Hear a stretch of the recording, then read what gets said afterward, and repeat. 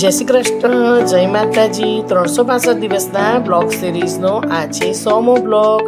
મેં તો મારું રૂટીન કામ પતાવ્યું, દર્શન પણ કરી નાખ્યા અને પછી તો લઈને બેસી ગયા ચા નાસ્તો કરવા।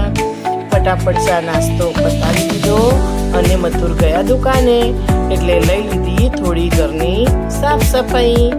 આજે તો મારે ડાઇનિંગ ટેબલ ઉપર બધું લાઈને બધા મૂક કરતા હતા, એટલે થોડી ઘણી વસ્તુ ગોઠવવાની હતી, એટલે તે પણ ગોઠવી દીધી। જોડે શાક રાતે લાવી હતી તો એ શાક પણ ગોઠવવાનું હતું, એટલે એ પણ ગોઠવી નાખ્યું।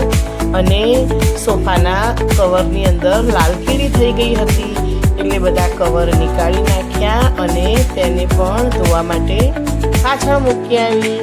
અને થોડું ઝાપટ ઝૂપટ કરતી હતી ત્યાં તો આવી ગયા હેલ્પર બેન, એટલે ફટાફટ તેમણે કચરો વાળી નાખ્યો અને પોતું પણ મારી નાખ્યું।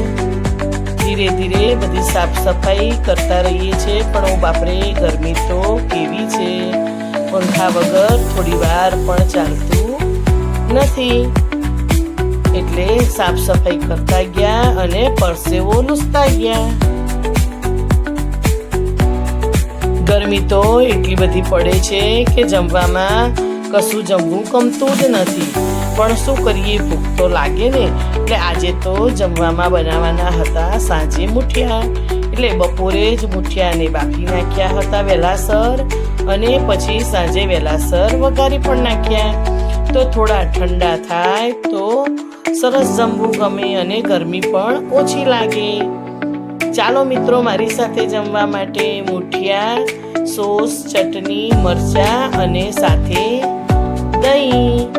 કોને કોને મુઠિયા ભાવે છે તે જરૂરથી કોમેન્ટ કરજો, અને મારો બ્લોગ ગમ્યો હોય તો લાઈક, શેર અને સબસ્ક્રાઈબ કરવાનું ભૂલજો જ નહીં। આવજો મિત્રો।